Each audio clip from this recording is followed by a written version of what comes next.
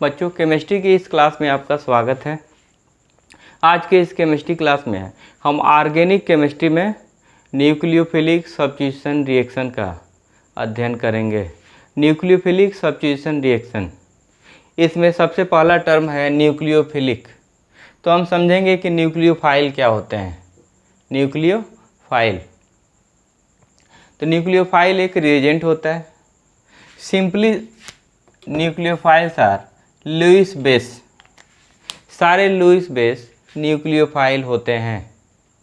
और Lewis base के definition में हमने पढ़ा था कि इलेक्ट्रॉन डोनर क्या होते हैं, लुईस बेस, और लुईस एसिड क्या होते हैं, इलेक्ट्रॉन एक्सेप्टर।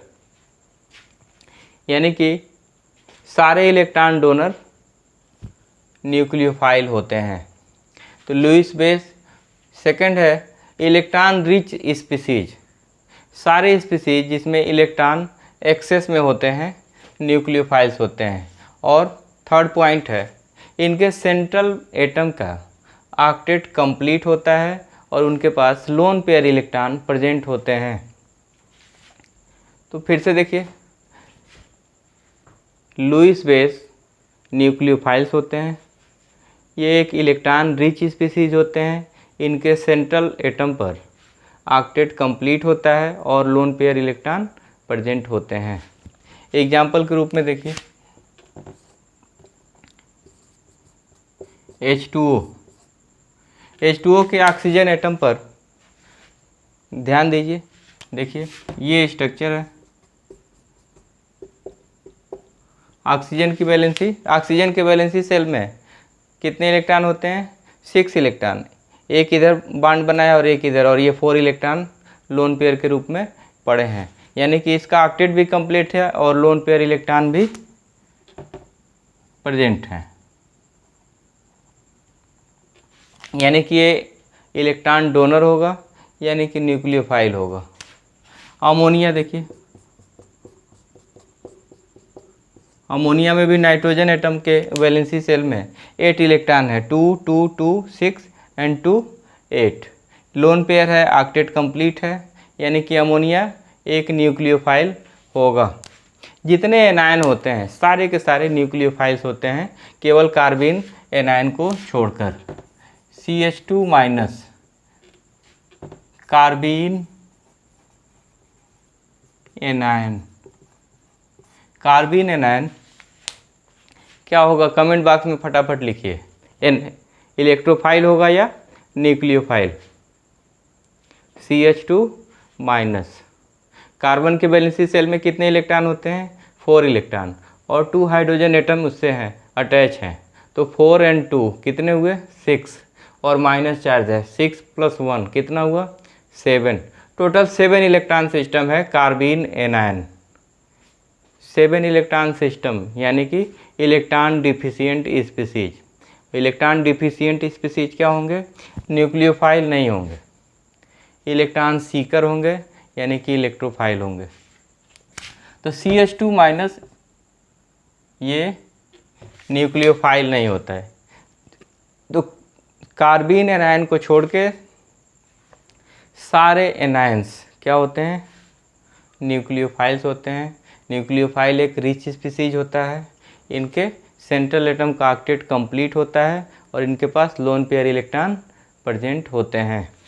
अदर एग्जांपल देखिए, CH3 negative, Cl minus, Br minus, Cn minus, ये सारे के सारे न्यूक्लियोफाइल्स हैं।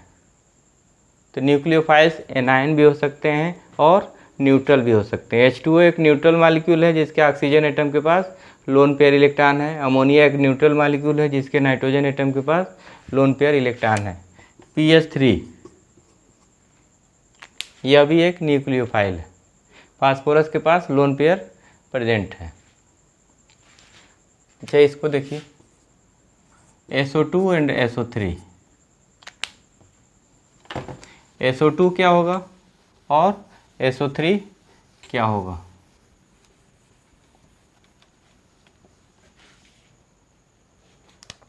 SO2 का स्ट्रक्चर ये, सल्फर के वैलेंसी सेल में 6 इलेक्ट्रॉन होते हैं। 2 इलेक्ट्रॉन इधर बॉन्ड बनाने में पार्टिसिपेट किए, 2 इधर, और ये 2 इलेक्ट्रॉन लोन पेयर के रूप में है। और SO3 ये 6 इलेक्ट्रॉन है और ये 6 इलेक्ट्रॉन बॉन्ड बनाने में पार्टिसिपेट किए हुए हैं। यहाँ कोई भी लोन पेयर इलेक्ट्रॉन नहीं है और यहाँ पे एक लोन पेयर इलेक्ट्रॉन है। तो ये होगा आपका न्यूक्लियोफाइल।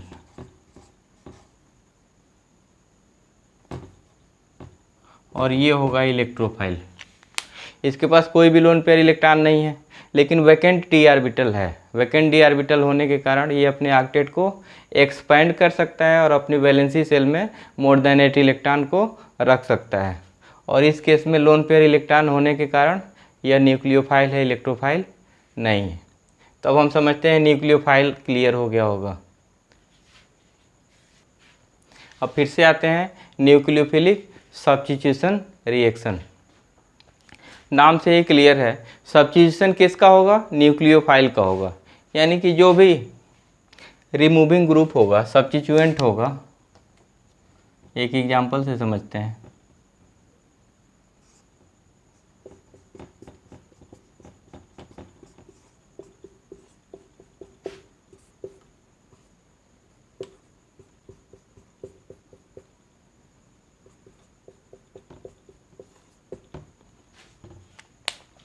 देखिए मेथिल क्लोराइड मॉलिक्यूल है, methyl chloride as a substrate लेते हैं और इस पर अटैक कराते हैं OH माइनस का। OH माइनस क्या है? न्यूक्लियोफाइल है। इसका अटैक होता है, Cl माइनस निकलता है और उसके जगह पे OH माइनस रिप्लेस हो जाता है। तो इसमें सब्स्टिट्यूशन किसका हुआ है? OH माइनस का सब्स्टिट्यूशन हुआ है किसके साथ? Cl माइनस के साथ। और इसका नेचर क्या है? न्यूक्लियोफाइल। OH माइनस एक न्यूक्लियोफाइल है। तो इस सब्स्टिट्यूशन रिएक्शन को क्या कहेंगे? Nucleophilic substitution reaction. तो वे सब्स्टिट्यूशन रिएक्शन जिसमें सब्स्टिट्यूएंट के रूप में न्यूक्लियोफाइल होते हैं, न्यूक्लियोफिलिक सब्स्टिट्यूशन रिएक्शन कहलाते हैं। मेनली ये दो प्रकार के होते हैं, यूनिमॉलिक्यूलर न्यूक्लियोफिलिक सब्स्टिट्यूशन रिएक्शन और bimolecular nucleophilic substitution reaction. SN1 and SN2। S stand for substitution, N stand for nucleophilic और 1 for unimolecular. Unimolecular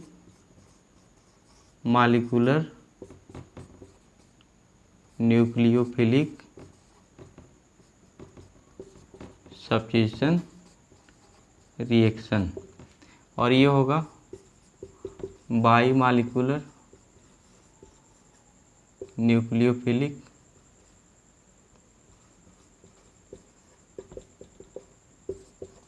substitution reaction. 1 stand for unimolecular, S for substitution, N for nucleophilic. तो simply SN1 और SN2 दो तरह के nucleophilic reaction होते हैं। अब SN1 को हम पहले देखते हैं, यूनिमॉलिक्यूलर न्यूक्लियोफिलिक सब्स्टिट्यूशन रिएक्शन।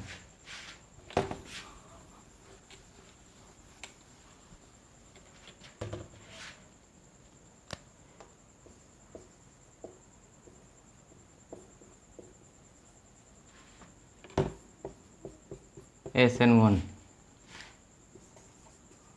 तो इस रिएक्शन का रेट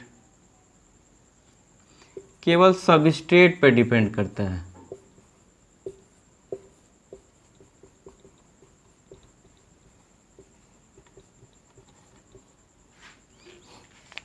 इसका रेट इक्वेशन होता है rate of reaction proportional to substrate concentration and nucleophile concentration power 0। यानी कि न्यूक्लियोफाइल कंसंट्रेशन पर डिपेंड नहीं करता है, केवल सबस्ट्रेट कंसंट्रेशन पर डिपेंड करता है। यानी कि यह रिएक्शन फर्स्ट ऑर्डर रिएक्शन होता है। एक एग्जांपल लेते हैं इसका, टर्शियरी ब्यूटिल क्लोराइड।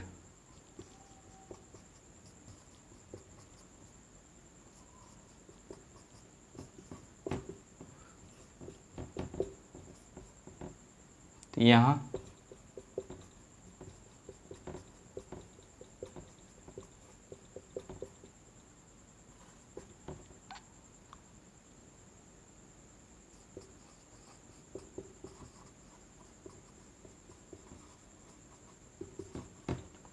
तो टर्शियरी ब्यूटिल क्लोराइड पे हाइड्रॉक्सिल आयन का अटैक होता है as a product tertiary butyl alcohol प्राप्त होता है। यह एक टिपिकल एग्जाम्पल है SN1 का। यह रिएक्शन, इसका रेट इक्वेशन बनेगा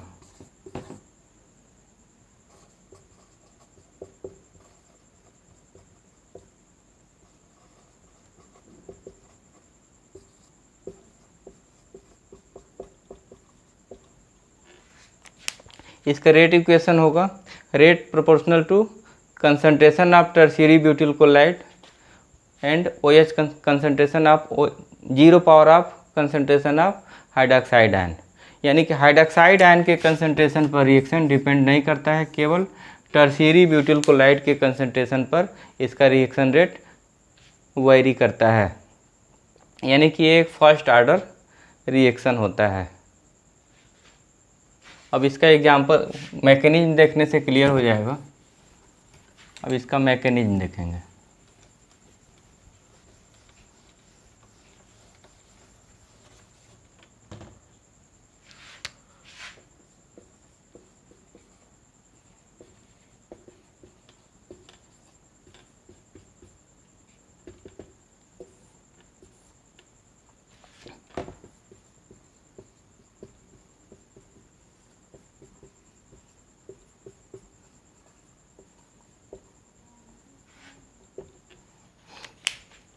इसका मैकेनिज्म 2 स्टेप पर आधारित है। Step first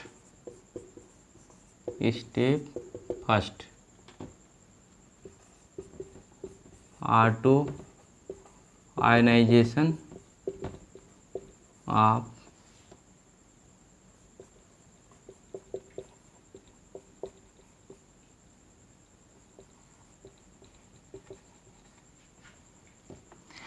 ionization of tertiary butyl chloride या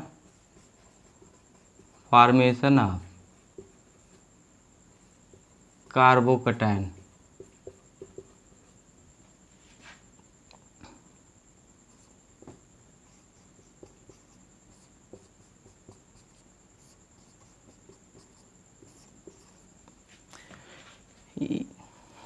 carbon chlorine bond heterolytically break करता है और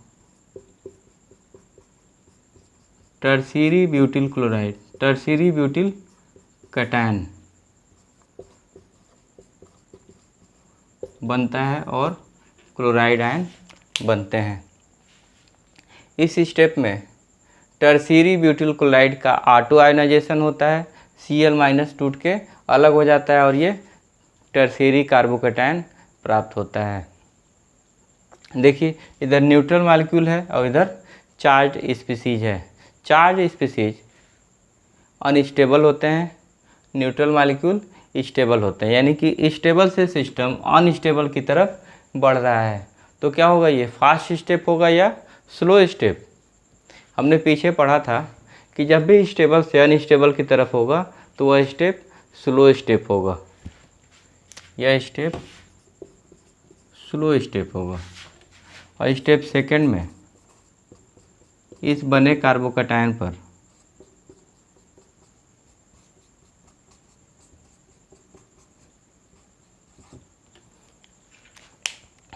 ये कार्बोकैटायन है।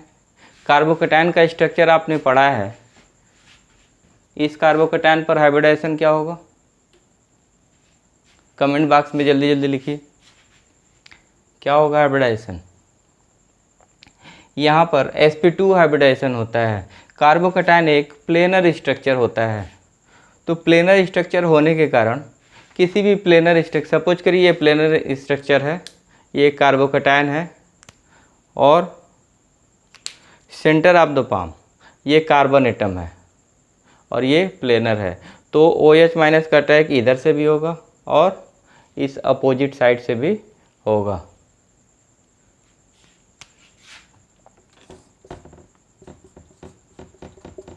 ये OH- के इस पॉजिटिव सेंटर पे अटैक होता है।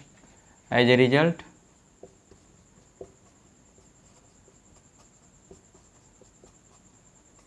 टर्शियरी ब्यूटिल अल्कोहल प्राप्त होता है।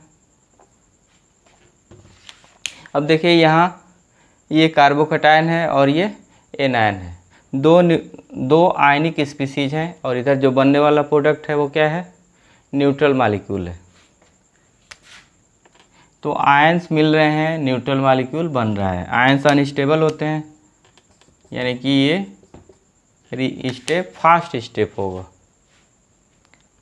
पहले स्टेप में हमने देखा ऑटो आयनाइजेशन, ये टर्शियरी ब्यूटिल क्लोराइड है, ऑटो आयनाइज होकर कार्बोकैटायन में ब्रेक हो जाता है। और स्टेप सेकंड में जहाँ पॉजिटिव चार्ज क्रिएट हुआ है वहाँ पे OH- का अटैक होता है और ये neutral product tertiary butyl alcohol प्राप्त होता है। यह स्टेप फास्ट स्टेप होता है, और हम जानते हैं कि किसी भी रिएक्शन का रेट डिटरमाइनिंग स्टेप उसमें स्लोएस्ट स्टेप होता है। और इसमें स्लोएस्ट स्टेप कौन है, step first auto ionization of tertiary butyl chloride, यानी कि ये step first rate determining step है। और इसमें कितने स्पीसीज हैं, केवल ये सबस्ट्रेट हैं, न्यूक्लियोफाइल का कोई रोल स्टेप फर्स्ट में नहीं है। यानी कि इस रिएक्शन का रेट केवल इस सबस्ट्रेट पर डिपेंड करेगा, न्यूक्लियोफाइल पर डिपेंड नहीं करेगा। तो अब हम समझते हैं, आपको क्लियर हो गया होगा कि यह रिएक्शन क्यों यूनिमॉलिक्यूलर न्यूक्लियोफिलिक सब्स्टिट्यूशन के नाम से जाना जाता है। यूनिमॉलिक्यूलर न्यूक्लियोफिलिक सब्स्टिट्यूशन रिएक्शन के नाम से क्यों जाना जाता है, क्योंकि step first rate determining step होता है और इसमें केवल सबस्ट्रेट ही दिखाई दे रहा है, न्यूक्लियोफाइल का कोई रोल नहीं है। अगर step second rate slowest step होता तो यह यूनिमॉलिक्यूलर ना होके बाईमॉलिक्यूलर सेकंड ऑर्डर रिएक्शन होता। ये रिएक्शन क्या है, फर्स्ट ऑर्डर रिएक्शन है। समझते हैं, इतना आपके समझ में आ गया होगा। इसके बाद अब हम देखेंगे SN2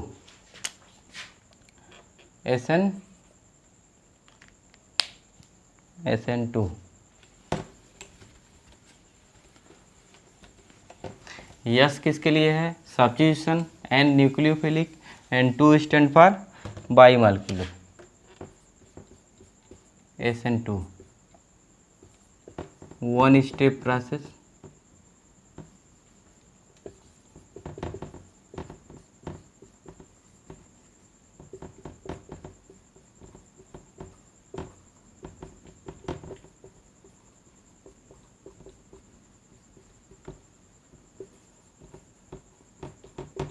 बाईमॉलिक्यूलर nucleophilic substitution reaction.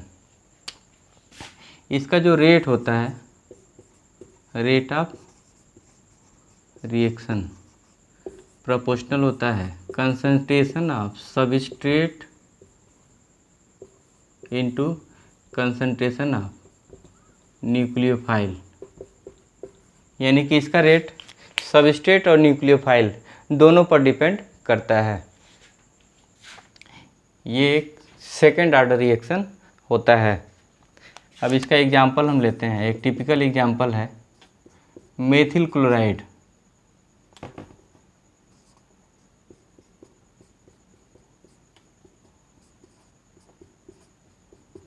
Methyl chloride पर हाइड्रोक्साइड आयन का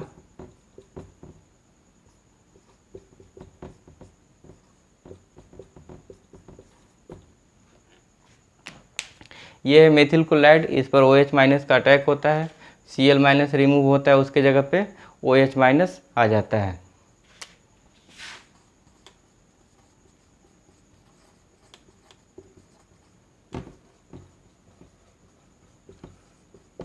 तो मेथिल क्लोराइड से मेथिल अल्कोहल का बनना एक SN2 रिएक्शन का टिपिकल एग्जाम्पल है। इसको SN2 क्यों बोलते हैं, ये क्लियर होगा इसके मैकेनिज्म के स्टडी से।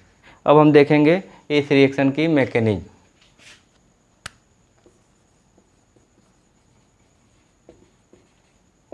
Mechanism of SN2।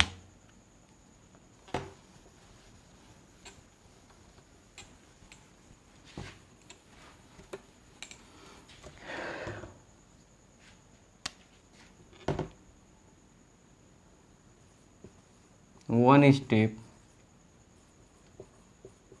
Concerted process. Way reaction जो एक ही स्टेप में होते हैं उनको कंसर्टेड प्रोसेस भी कहते हैं, या इसको सिंक्रोनस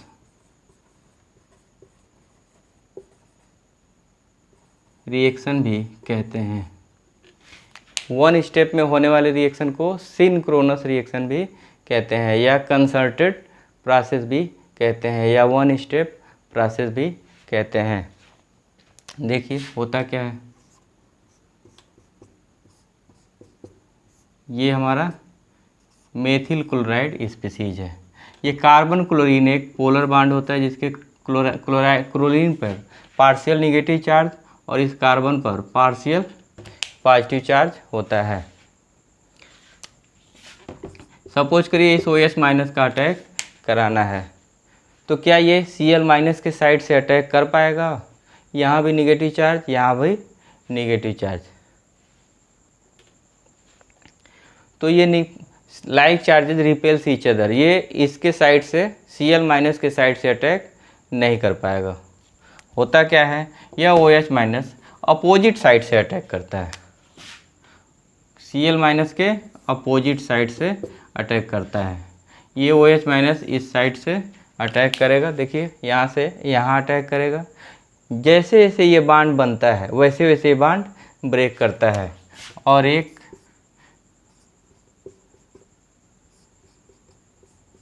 पेंटावैलेंट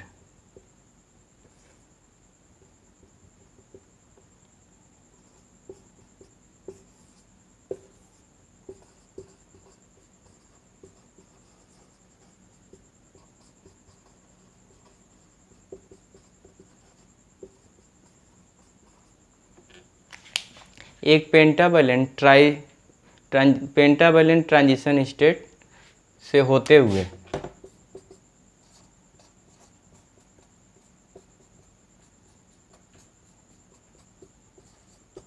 मेन प्रोडक्ट में कन्वर्ट हो जाता है। फिर से देखिए, इस मेथिल क्लोराइड के क्लोरीन पर पार्शियल निगेटिव चार्ज होता है और इस कार्बन पर पार्शियल पॉजिटिव चार्ज होता है। OH माइनस क्लोरीन के अपोजिट साइड से अटैक करता है। क्यों करता है, कमेंट बॉक्स में लिखिएगा।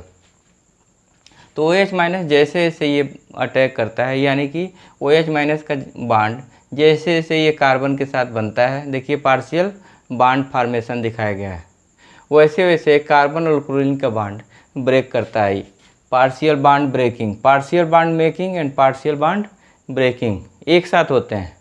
जैसे जैसे कार्बन क्लोरीन बॉन्ड टूटता है वैसे वैसे कार्बन हाइड्रोक्साइड बॉन्ड बनता है, और जो ही ये बॉन्ड पूरी तरह से टूट जाता है, यह बॉन्ड पूरी तरह से बन जाता है।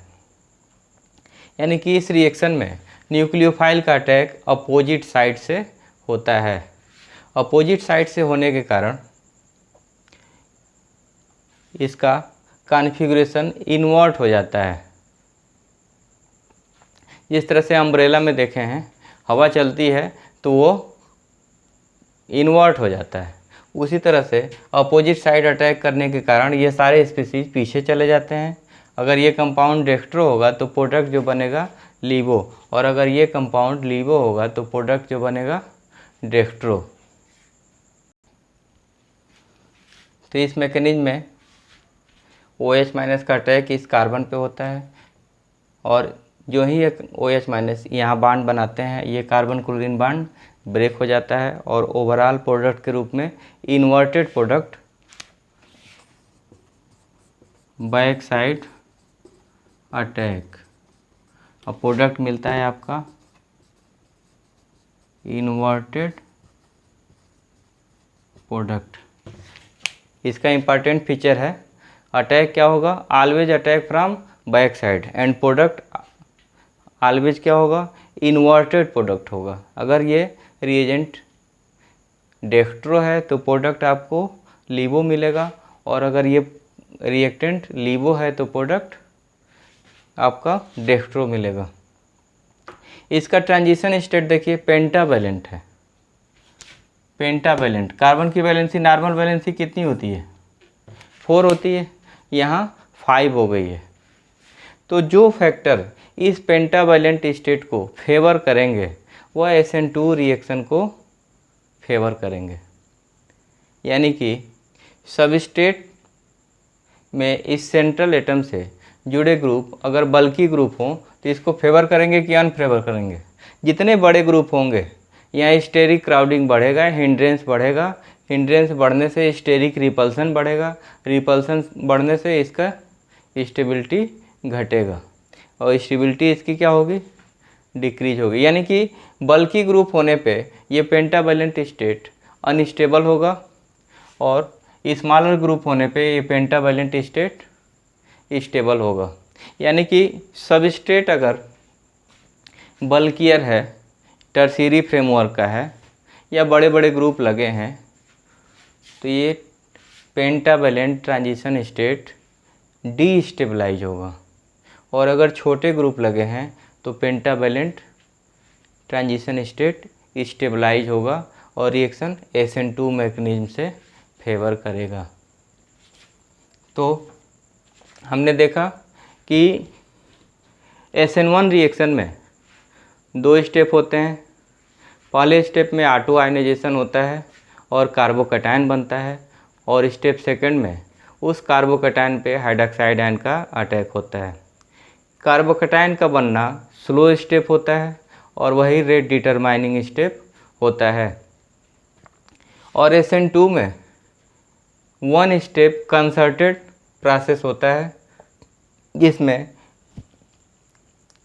OH बांड और Cl bond, carbon hydroxide bond का बनना और कार्बन क्लोराइड बांड का टूटना एक साथ होता है। जो ही ये बांड बनता है ये बांड ब्रेक कर जाता है। इसको पेंटावैलेंट ट्रांजिशन स्टेट से होकर प्रोडक्ट बनाते हुए हमने देखा है। इसमें SN2 रिएक्शन में न्यूक्लियोफाइल का अटैक सदैव अपोजिट साइड से होता है और बना प्रोडक्ट इन्वर्टेड प्रोडक्ट होता है। ऑप्टिकली एक्टिव रिएक्टेंट के केस में रिएक्टेंट अगर ऑप्टिकल एक्टिव होने पर अगर रिएक्टेंट डेक्स्ट्रो है तो प्रोडक्ट लीवो बनेगा, और प्रोडक्ट लीवो है तो रिएक्टेंट डेक्स्ट्रो होगा। यानी कि SN2 रिएक्शन में अपोजिट साइड से अटैक होता है और प्रोडक्ट इन्वर्टेड होता है। अब हम देखेंगे कि फैक्टर्स कौन कौन से हैं जो इनको अफेक्ट करते हैं। यहाँ देखिए वे फैक्टर जो इस पेंटावैलेंट ट्रांजिशन स्टेट को स्टेबलाइज करेंगे, SN2 को फेवर करेंगे। अगर पोलर सॉल्वेंट लेते हैं तो क्या यह स्टेबलाइज होगा? इसमें देखिए कहीं कोई चार्ज है, इधर देखिए ये चार्ज हैं और ये न्यूट्रल है। तो चार्ज अगर चार्ज होंगे मतलब अगर पोलर सॉल्वेंट लेंगे तो ये स्टेबलाइज होंगे, रिएक्टेंट स्टेबलाइज होंगे, और ये स्टेबलाइज नहीं होगा। हम जानते हैं लाइक डिजॉल्व लाइक, यानी कि neutral molecule non polar solvent लेने पर ये पेंटावैलेंट ट्रांजिशन स्टेट स्टेबलाइज होगा। यानी कि नॉन पोलर सॉल्वेंट में यह ट्रांजिशन स्टेट स्टेबलाइज होगा, यानी कि SN2 रिएक्शन फेवर करेगा। यानी कि नॉन पोलर सॉल्वेंट में SN2 रिएक्शन फेवर करेगा, और पोलर सॉल्वेंट लेंगे तो ये रिएक्टेंट मॉलिक्यूल उस पोलर सॉल्वेंट में स्टेबलाइज होंगे, यानी कि रिएक्शन को रिटार्ड करेंगे। पोलर सॉल्वेंट के केस में ये रिएक्टेंट या न्यूक्लियोफाइल उस पोलर सॉल्वेंट के साथ सॉल्वेट होके अपनी रिएक्टिविटी को कम कर देगा, जिससे SN2 रिएक्शन फेवर नहीं करेगा। यानी कि इस रिएक्शन में पोलर सॉल्वेंट लेते हैं तो रिएक्शन फेवर करता है, और नॉन पोलर सॉल्वेंट लेने पर इस reaction pentavalent transition state non polar solvent में स्टेबल है, यानी कि नॉन पोलर सॉल्वेंट लेने पर यह रिएक्शन फेवर करेगा, और पोलर सॉल्वेंट लेने पर न्यूक्लियोफाइल उस पोलर सॉल्वेंट के साथ सॉल्वेशन कर लेंगे, यानी कि उसके साथ कंबाइन होके अपनी रिएक्टिविटी को ख़त्म कर लेंगे और रिएक्शन को रिटार्ड करेंगे। यानी कि पोलर सॉल्वेंट में रिएक्शन रिटार्ड होगा और नॉन पोलर सॉल्वेंट में रिएक्शन फेवर करेगा। बच्चों इतना आपको अच्छे से समझ में आ गया होगा। कोई कन्फ्यूजन होगा या कोई डाउट होगा तो कमेंट बॉक्स में लिखिएगा, उसको भी क्लियर किया जाएगा।